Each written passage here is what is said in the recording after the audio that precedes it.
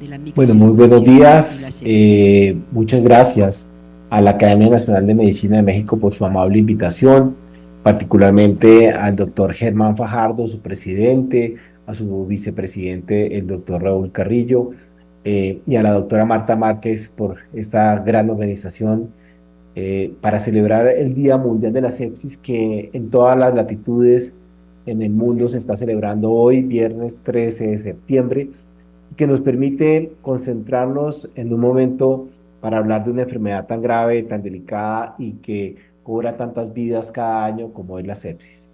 Mi nombre es Jaime Fernández, yo les voy a hablar de las alteraciones de la microcirculación en los niños con sepsis. Soy pediatra intensivista y sobre todo un apasionado de este tema que creemos que es una óptica diferente y en el cual podemos avanzar muchísimo para obtener mejores resultados en los pacientes con sepsis. Para empezar, primero pues no quiero decir que no tengo ningún conflicto de interés para declarar. Esos son los dos hospitales o el hospital donde yo trabajo, que es la Fundación Cardioinfantil aquí en Bogotá, en Colombia, y la Universidad de La Sabana, donde tengo la fortuna y el honor de ser profesor. Y quería invitarlos a recorrer esta agenda en donde fundamentalmente vamos a hablar un poco de microcirculación y entrega de oxígeno, cuál es la relación entre ese daño endotelial y la inflamación en el paciente en sepsis, cómo diagnosticar, prevenir y tratar el daño en la microcirculación, que es uno de los retos más grandes a los cuales nos estamos nosotros hoy en día enfrentando, pero adicionalmente intentar de alguna forma hacer una aproximación práctica que nos permita entender esos avances fisiopatológicos y cómo estamos hoy en día. Y para poderlo entender mejor, tenemos que ampliar nuestra mirada, empezar a romper paradigmas y entender que posiblemente todos tenemos la razón dentro de un mismo problema. Y esa situación o esa óptica de donde veamos cada uno de las presentaciones clínicas y todos los retos que tenemos en la atención del paciente con sepsis, nos obliga posiblemente a salirnos de esa pecera, a nuestra situación de confort y buscar posiblemente otros espacios que nos permitan avanzar en el paciente en sepsis. Yo traigo aquí la foto de una paciente con autorización de los padres, porque ese paradigma empezamos a romperlo en nuestro hospital hace más de 15, 20 años, en muchos hospitales de muchas partes del mundo se autoriza la entrada de los perritos y las mascotas a sus pacientes. Pues este año lo logramos en nuestro hospital y aunque se venga haciendo hace muchos años en diferentes latitudes en el mundo, creemos que estos detalles son los que en un momento dado nos ayudan a romper paradigmas y avanzar en el cuidado de nuestros pacientes. Y la sepsis no es la excepción. Y a mí siempre me gusta mostrar este iceberg de la sepsis pediátrica como el compromiso hemodinámico que normalmente vemos y el que no vemos. Históricamente y tradicionalmente hemos hablado de cómo nos centramos en decir exactamente cómo está comprometida la macrocirculación y vigilamos el gasto cardíaco, la frecuencia cardíaca, la presión arterial en el paciente en sepsis, pero no vigilamos la microcirculación.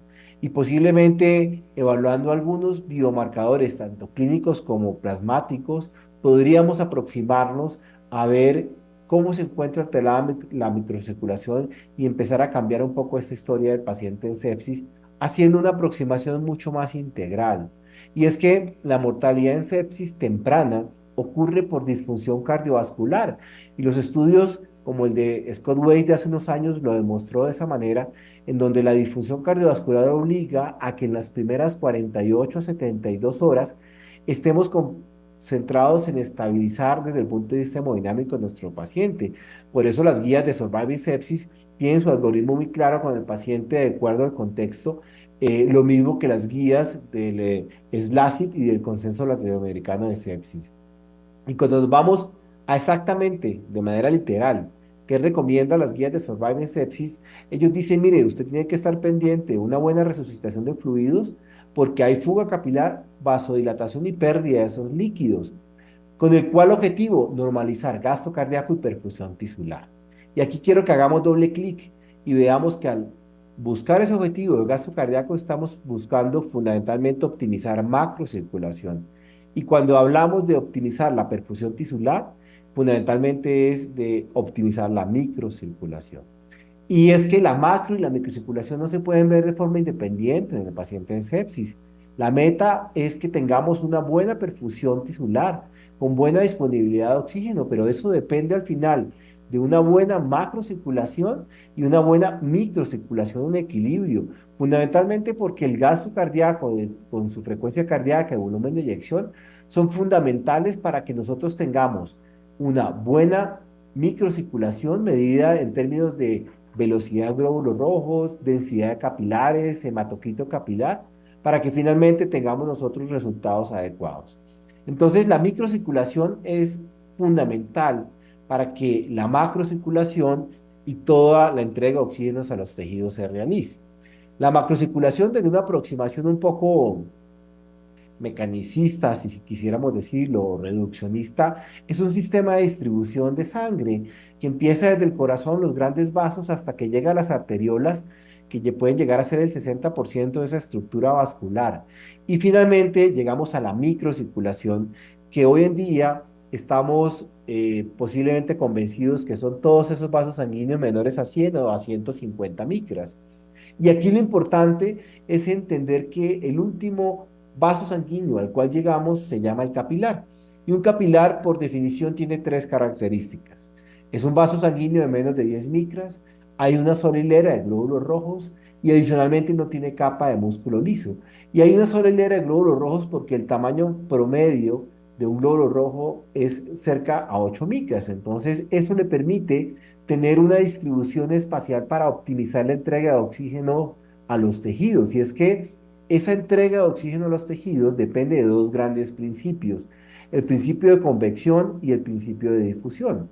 El principio de convección en la entrega de oxígeno está determinado por el contenido arterial de oxígeno, el flujo sanguíneo, la reología del glóbulo rojo, en resumen, lo que se ha querido llamar el driving pressure del capilar. Y la difusión depende de la distancia entre el capilar y la mitocondria, es decir, un espacio físico, una distancia de difusión y área de intercambio del gas. Y esta entrega de oxígeno, estas variables de difusión, al final están determinadas por el número de capilares perfundidos por área de tejido. Eso se conoce como densidad capilar funcional. Es la cantidad de capilares perfundidos por área de tejido y cambia en la economía corporal. Sabemos nosotros que, por ejemplo, en los órganos como el cerebro, el pulmón, el corazón, hay 3.000 capilares por milímetro cúbico. Y esa densidad es mucho menor en el músculo, que puede llegar a ser 300 por milímetro cúbico, y a nivel óseo, que puede llegar a ser por debajo de 100 por milímetro cúbico. Entonces, siempre que vemos esa relación entre esa entrega de oxígeno y cómo el capilar, la microcirculación, tiene un rol importante, nos damos cuenta que este verdadero capilar viene a ser nutrido por varias metaarteriolas y a ser drenado por varias vénulas que al final van a dar una presión que se llama como el driving pressure del capilar, cómo nos va a conducir, cómo nos va a llenar ese capilar, que va a depender de la presión antes del capilar precapilar y por lo tanto también la presión venosa o presión postcapilar. Y eso es muy importante entenderlo porque en sepsis, cuando nosotros vemos el concepto de hipoperfusión, es porque hay un daño en la microcirculación del endotelio. Y por técnicas de biomicroscopía hemos conocido que los pacientes tienen habitualmente cuatro patrones de alteración de la microcirculación en sepsis, desde un flujo y una distribución de glóbulos rojos heterogéneo, unos glóbulos rojos hemodiluidos que dificultan la entrega de oxígeno al tejido, congestión venosa o edema, que al final nos lleva al concepto de que el paciente con daño en la microcirculación por inflamación y daño endotelial está hipoperfundido. Y eso es lo que vemos en la clínica normalmente. Estas son imágenes que hemos tomado de la microcirculación de un paciente normal, pediátrico, en nuestra unidad de cuidado intensivo. Fíjense ustedes cómo se ve la microcirculación sublingual, las vénulas, las arteriolas y muchos capilares que se abren y se cierran. Y yo los invito a que lo comparemos con este paciente que es un niño que tuvimos de 12 años con una artritis séptica y con una osteomelitis por estafilococo aureus. Miren que las vénulas y el movimiento de los glóbulos rojos es muy lento comparado con la normalidad. Aquí hay capilares estáticos, heterogéneos, no hay movimiento y perfusión tisular, es decir, la microcirculación está completamente alterada. Y si a este paciente le miramos la macrocirculación, habíamos alcanzado las metas en términos de frecuencia cardíaca, de presión arterial, teníamos metas logradas, pero aunque hubiéramos logrado las metas de macrocirculación, la microcirculación se encontraba alterada. Y ese es un concepto que hoy en día se ha llamado incoherencia hemodinámica. ¿Qué es la incoherencia hemodinámica? Cuando a pesar de que tenemos nosotros variables de macrocirculación normal, como frecuencia cardíaca, presión arterial, gasto cardíaco, tengo alterada variables de microcirculación como el tiempo de llenado capilar, el lactato sérico y la diferencia venoarterial de CO2. Más adelante vamos a explorar un poquito por qué estos tres indicadores hoy en día son considerados como indicadores de daño de la microcirculación y vamos a entenderlo un poquito mejor. Entonces, partiendo de esa microcirculación y entrega de oxígeno, entendamos un poco mejor qué sucede con el daño en endotelio en inflamación y en sepsis. Y es que si nos vamos a la definición actual de sepsis, de Finnish Sepsis Score, sabemos que es una disfunción de órgano potencialmente letal que fundamentalmente lo que hace es que tengamos una respuesta irregular de huésped a una infección. Y miren los cuatro componentes de la definición tan interesante. Disfunción de un órgano que amenaza la vida por una respuesta desregulada a una infección. Y esa respuesta desregulada fundamentalmente está relacionada con una respuesta integral, pero principalmente vamos a centrarnos ahora en hablar de la activación endotelial que también hace parte de esa respuesta inadecuada al componente de infeccioso y al componente de la sepsis en estos pacientes. Y es que la relación entre inflamación y daño endotelial es una relación bidireccional. ¿Qué quiere decir eso? A más inflamación, más activación endotelial y a más activación endotelial, más inflamación. Y es que existe un círculo vicioso y lo que hemos denominado algunos apasionados por el endotelio y es lo que llamamos un efecto dominó en la sepsis. Y es que cuando tenemos una respuesta desregulada inmune, ya sea pro o antiinflamatoria, va a generar una disfunción o activación endotelial con aumento de la permeabilidad microvascular, con alteración de la coagulación, con migración y adhesión leucocitaria, que al final nos va a llevar a alteraciones de la coagulación en cualquiera de sus fases y nuevamente llevar a un estado procoagulante y antifibrinolítico y se forma un círculo vicioso. Y este círculo vicioso cada vez está creciendo más y eso es lo que hemos llamado un efecto dominó de la respuesta inflamatoria y de la respuesta endotelial en el paciente en sepsis. Y es que en el endotelio sano tenemos el glicocáliz que cubre las células endoteliales, normalmente en situaciones de equilibrio están relacionados con la albúmina, con los glóbulos rojos, con otras células, pero en condiciones de inflamación se daña este endotelio, se desprende el glicocáliz, hay filtración de proteínas y de moléculas al espacio intersticial y las consecuencias son aumento de la permeabilidad, trombosis y más inflamación. Y lo vemos en la videomicroscopía. Miren ustedes cómo se observa una imagen de una microvasculatura normal, en donde estas imágenes aquí algodonosas corresponden al glicocálice endotelial. Miren cómo se vería en un escenario de inflamación crónica, como por ejemplo la diabetes. Miren cómo se encuentra disminuido ese glicocálice. Y miren lo que ocurre en inflamación aguda, como en el paciente con sepsis. Fíjense que prácticamente está expulido. Y al despulirse este glicocálice endotelial, al activarse el endotelio, al dañarse la microcirculación, lo vemos en las condiciones clínicas de un estado procoagulante y antifibrinolítico, que es la sepsis, como todos los hemos visto en muchas condiciones clínicas. Entonces, las consecuencias de ese daño de la microcirculación, de esa activación endotelial y de daño del glicocálice son varias, empezando por ese estado procoagulante y antifibrinolítico, siguiendo por esa pérdida de un fenotipo que llamamos antiadherente, favoreciendo las microtrombosis, migración de células inflamatorias, de citoquinas, se pierde la capacidad del endotelio de sensar los cambios de los microvasos sanguíneos, es decir, se pierde el sensor de Chirer-estrés con más o menos liberación de óxido nítrico desde la célula endotelial y sobre todo hay pérdida de la barrera con edema intersticial y falla orgánica múltiple.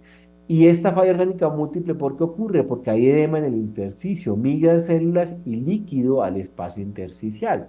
Y ocurre un fenómeno muy interesante recientemente descrito, y es que este edema intersticial lleva al concepto de succión intersticial.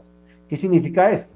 Significa que en condiciones normales, cuando el endotelio está sano, el glicocálice está perfecto, tenemos un intersticio constituido por proteoglicanos y fibroblastos con beta 1 integrina que hacen que estén íntimamente relacionados para mantener una presión negativa del intersticio de alrededor de -1 milímetro de mercurio.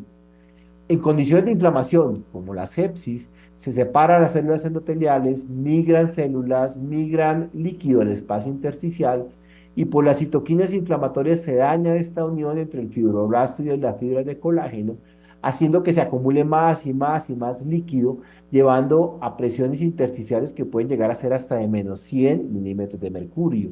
En otras palabras, en sepsis y en daño endotelial, migran todo ese líquido al espacio intersticial y puede jalar más líquido al espacio intravascular. Y creo que todos hemos visto niños en sepsis con edema biparpebral, edema de miembros inferiores y profundamente edematizados por esta razón. Y el edema intersticial al final lleva a que tengamos limitación, como veíamos, en la difusión de la entrega del oxígeno a los tejidos. Esta difusión limitada, con reducción del número de capilares y aumento de la distancia para entregar el oxígeno a los tejidos, se traduce en hipoperfusión, en falla orgánica y en mayor mortalidad con daño de la microcirculación. Y esto es muy importante entenderlo porque se han empezado a describir una serie de patologías asociadas a esta activación endotelial en choque, particularmente en choque séptico. Y es lo que se llama el SHINE, que fundamentalmente es una activación simpático-adrenal asociada con el daño del glicocálice y el compromiso en la perfusión tisular. Y también existe lo que se llama el RACE, que es sencillamente una endoteliopatía asociada a resucitación, es decir, con mala cantidad y calidad de líquidos que magnifica esta endoteliopatía inducida por el choque. Entonces, esos escenarios nos llevan a pensar a nosotros que debemos diagnosticar, prevenir y tratar adecuadamente ese daño en la microcirculación. Entonces, hemos llegado a un punto en donde entendemos cómo la inflamación en sepsis activa el endotelio y estas dos juntas, inflamación y activación endotelial, alteran la perfusión. Pero fíjense que el daño de la microcirculación en sepsis es un poco más amplio. No solamente en la perfusión, en el flujo sanguíneo, que al final es el volumen, sino está alterado el número de capilares y la capacidad de reclutamiento de cada capilar, es decir, hay alteración en la densidad de capilares y hay alteración estructural con degradación y daño de glicocálice. Todo esto lleva a la hipoperfusión tisular.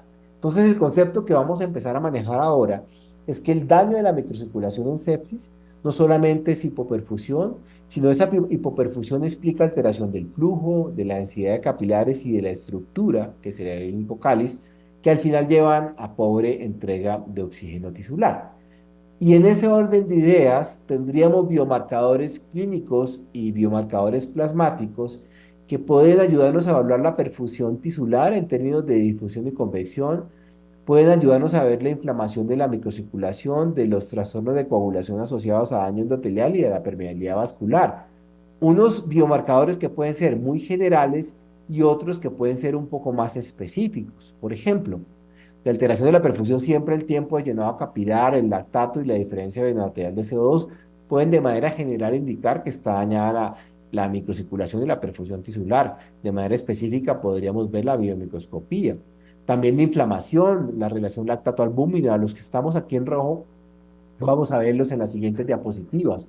O ya alteraciones más específicas como derivados de la degradación del glicocálice, como el Sindecán y el Endocan. Alteraciones de la coagulación, como el dímero D, como la trombomodulina, o alteraciones en la permeabilidad vascular, como la angiopoyetina, procalcitonina y otros.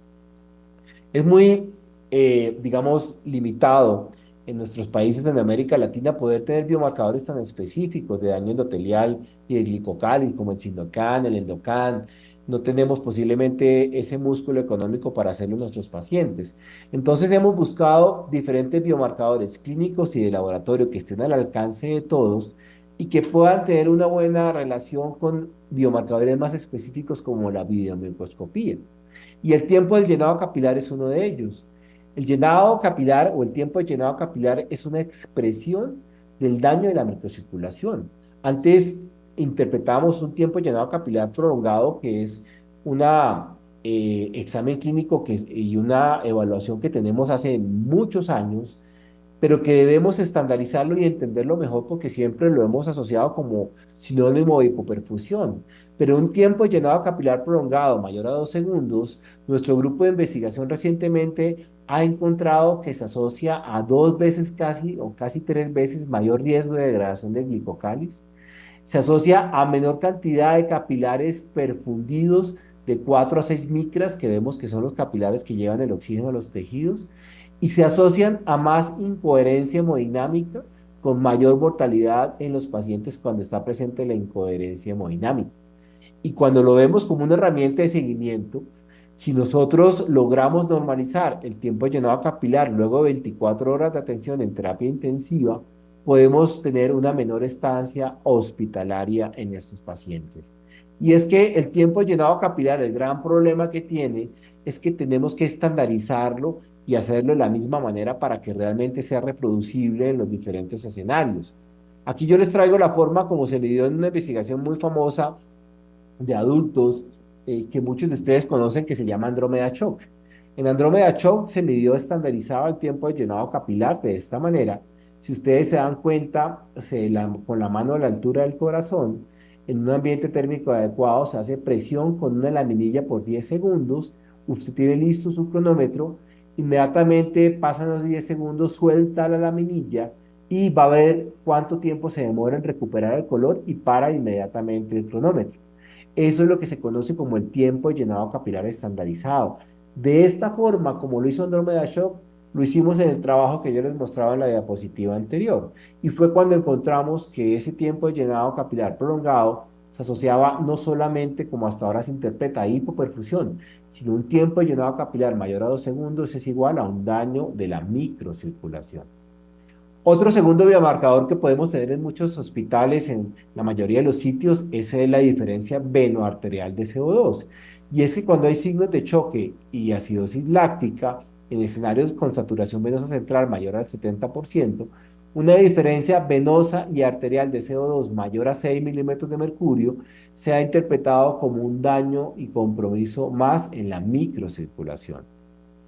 Y finalmente, otro biomarcador para hablar hoy de eso, porque podríamos hablar todo un simposio de biomarcadores de daño endotelial, es la asociación entre el lactato y la albúmina. Y es que resulta que en este trabajo tan interesante, Rey y colaboradores en 17 hospitales de los Estados Unidos, que tienen una mortalidad global alrededor del 10%, ellos evaluaron y se aproximaron al lactato solo como indicador de perfusión tisular y a la albúmina sola como indicador de inflamación, y los dos tenían buena capacidad predictiva. Pero cuando veía la relación lactato-albúmina juntos, la relación de dividir lactato sobre la albúmina tenía mucho mejor rendimiento, mucha mejor capacidad predictiva, con mejor área bajo la curva. En otras palabras, los pacientes, si tomamos simultáneamente una relación lactato sobre la albúmina y es mayor a 0,5, tengo casi 2 veces mayor riesgo de morir y prácticamente 2,1 veces mayor riesgo de falla orgánica cuando se evalúan las primeras 6 horas de ingresos a terapia intensiva. Esta fue una investigación que, aunque fue publicada online a principios del año pasado, nos llamó mucho la atención como grupo de investigación aquí en Bogotá, en la Fundación Cardio Infantil, porque estábamos relacionando un biomarcador que habla de hipoperfusión tisular como el lactato cuando se encuentra elevado y lo dividimos sobre un biomarcador que en escenarios agudos habla de inflamación, que es la albúmina. Entonces hicimos este trabajo con la doctora María Camila Pérez y el doctor Juan David Bustos y todos los colaboradores que ustedes ven allí, que son residentes de cuidado intensivo de la Universidad de La Sabana, la doctora Pérez y el doctor Bustos. Y lo que hacíamos era ver si la relación lactato-albúmina mayor a 0,5 tenía algún tipo de asociación o no con la presencia de daño en la microcirculación. Lo que encontramos fundamentalmente es que los pacientes que tenían una relación lactato-albúmina mayor a 0,5 tomado de forma simultánea tenía mayor lesión de alteraciones en el flujo y en la densidad capilar en los niños con sepsis, más no daño de glicocálice. En otras palabras, una relación lactato-albúmina mayor a 0,5 habla de alteración de la densidad y del flujo sanguíneo, evaluando como gol estándar la microcirculación detectada por videomicroscopía sublingual.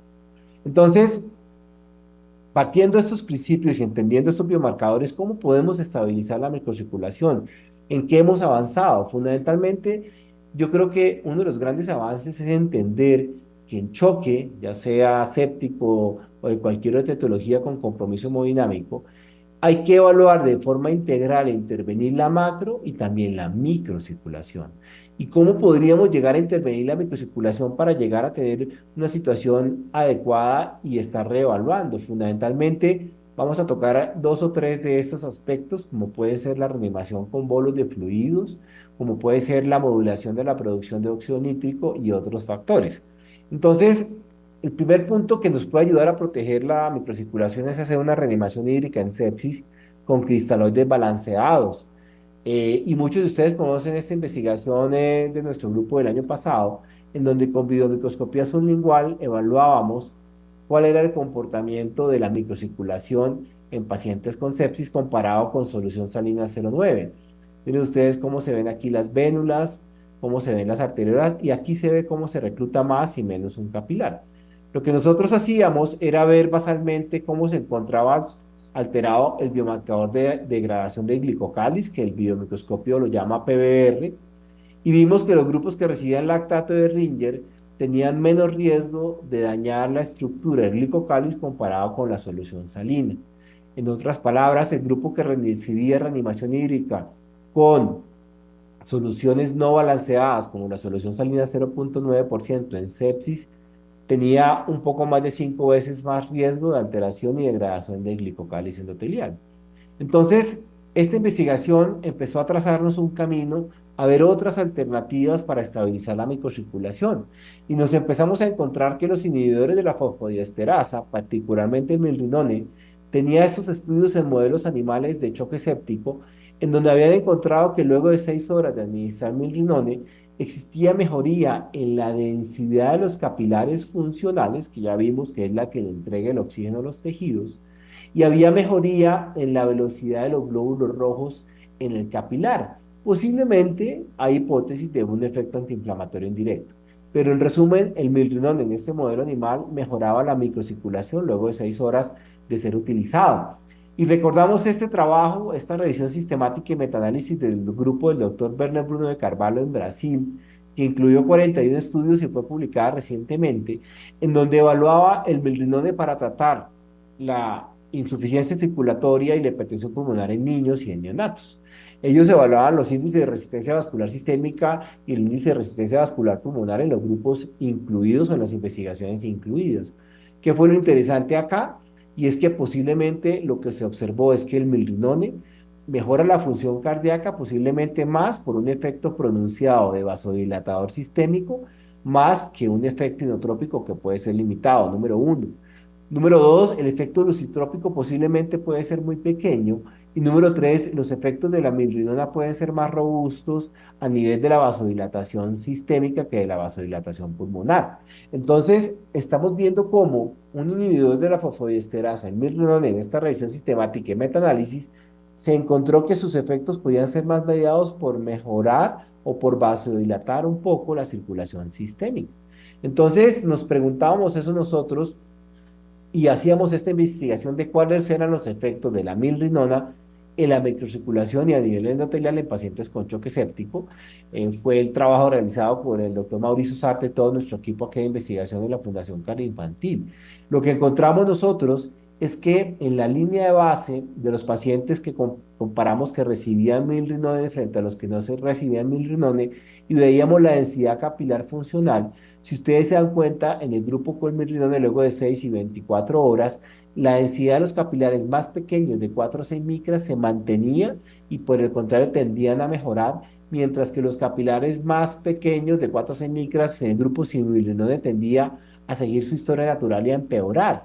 Y esos efectos los veíamos mucho más marcados en mayores de 2 años, en donde había una mejor relación de esa densidad capilar. Eso fue un estudio de cohortes prospectivo de 140 niños con una mediana de 2 años, en donde que al final encontramos es que el milrinone puede mejorar la microcirculación, específicamente hay más densidad de capilares y mejor reclutamiento de capilares, y posiblemente esos efectos no solamente sean indirectos relacionados con la mejoría en la vasodilatación de la macrocirculación, sino también efectos directos a nivel de la microcirculación.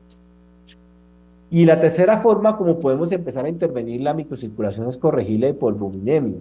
Y aquí quiero llevarlos a pensar en este fenotipo de sepsis descrito recientemente por el grupo del doctor Nelson Sánchez Pinto y colaboradores, que se llama el fenotipo de sepsis de hipoxemia, encefalopatía o hipoxemia persistente, encefalopatía de choque.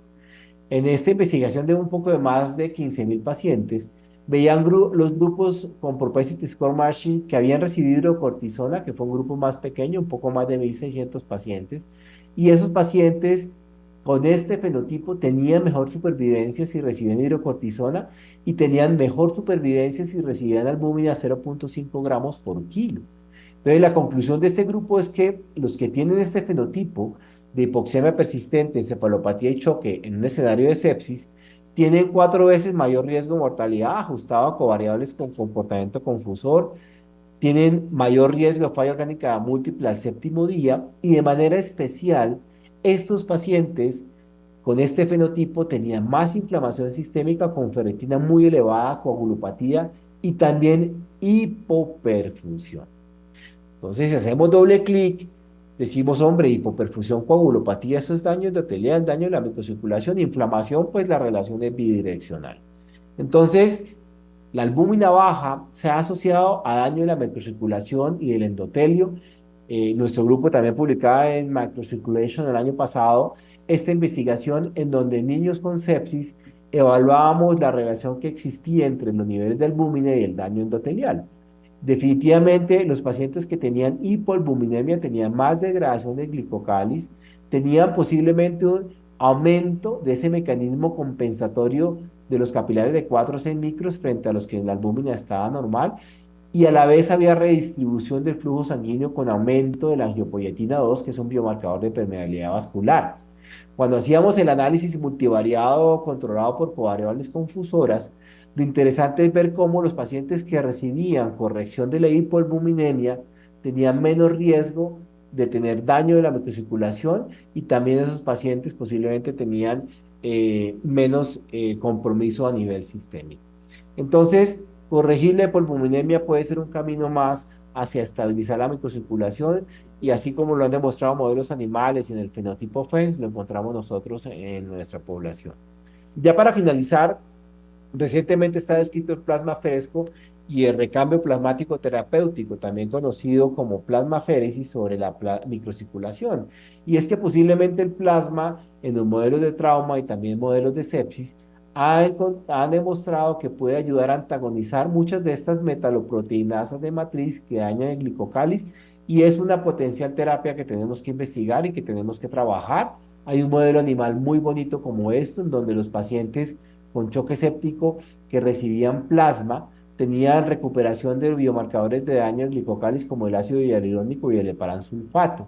Y miren ustedes, cuando hacían estos estudios de micrografía, cómo los pacientes con choque séptico, antes de recibir terapia con recambio plasmático terapéutico, tenían dañado el glicocálice, y después del recambio plasmático terapéutico existía estabilización del endotelio y mejoría aquí en el glicocálice endotelial. Entonces, para ir cerrando, ¿cuál sería el top 6? Hemos llamado de evitar el daño de la microcirculación en sepsis, fundamentalmente diagnosticar que existe daño de esa microcirculación, use soluciones balanceadas como el lactato de Ringe para reanimación en cristaloides en sepsis, evite sobrecarga hídrica, corrige hipoalbuminemia, considere inmunodilatadores, máxime si hay incoherencia hemodinámica, y avancemos hacia la medicina de precisión, entendiendo que la microcirculación puede ayudarnos a identificar ciertos fenotipos con más o menos respuesta a ciertas terapias. Y recientemente fue publicado este trabajo muy bonito, muy interesante, en donde luego de los pacientes con sepsis hacer reanimación hídrica, esto fue un grupo de adultos, y colocar vasoactivos, medían la microcirculación sublingual y veían qué pasaba con esta microcirculación luego de colocar unas goticas de nitroglicerina debajo de la lengua. Si ustedes se daban cuenta, permitía luego de la nitroglicerina sublingual más cantidad de capilares reclutados y un mejor flujo sanguíneo. Y en este mapa de calor ustedes ven que existía una relación directa entre el tiempo de llenado capilar, posiblemente una correlación y la velocidad de los glóbulos rojos. Entonces, lo que las investigaciones han encontrado hasta este momento es que cuando existe una baja entrega de oxígeno a los tejidos, como puede pasar en choque, hay tres mecanismos intrínsecos que compensan con la microcirculación.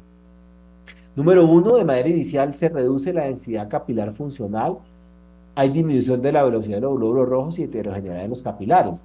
Y eso lo han encontrado trabajos como estos, en donde cogían adultos y medían la microcirculación en su línea base y luego de colocar nitroglicerina sublingual y la medían la misma microcirculación, miren la línea base a 7000 metros sobre el nivel del mar, exponiéndolos un tiempo y luego exponiéndolos a nitroglicerina y este comportamiento basal era muy similar al comportamiento de mala densidad capilar observado en el COVID-19 y en otras enfermedades infecciosas. Y este mecanismo intrínseco compensatorio de la microcirculación es buscar ante esos estados de hipoxia reclutar más capilares, o sea, mejorar la densidad de los capilares, como se observa acá, disminuir la distancia entre el capilar y la entrega de oxígeno, o sea, mejorar la difusión, independientemente del gasto cardíaco y la presión arterial, intenta el capilar compensar de esa forma. Y adicionalmente, me ayuda a identificar esta nitroglicerina, que los pacientes que tienen mala reserva o pobre reserva en la microcirculación, como por ejemplo los pacientes que tienen coherencia hemodinámica, tienen peores resultados. Lo interesante de estos trabajos es que nos están empezando a mostrar que la microcirculación tiene mecanismos compensatorios independientes cuando somos sometidos a estados de hipoxia, de mala entrega de oxígeno o estados de choque, como pasa en los pacientes con choque séptico.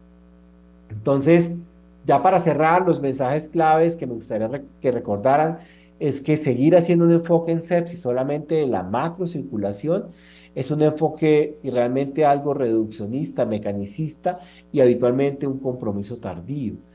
Tener en cuenta el daño de la microcirculación, atrevernos a escribir el diagnóstico daño de la microcirculación, activación endotelial en nuestras historias clínicas, nos permiten detectar las enfermedades más precozmente, hacer un enfoque mucho más holístico y tenemos herramientas en la cabecera del paciente como el tiempo de llenado capilar, el delta SO2, el lactato y potenciales opciones terapéuticas para evitar mayor daño o buscar mantener el equilibrio de la microcirculación.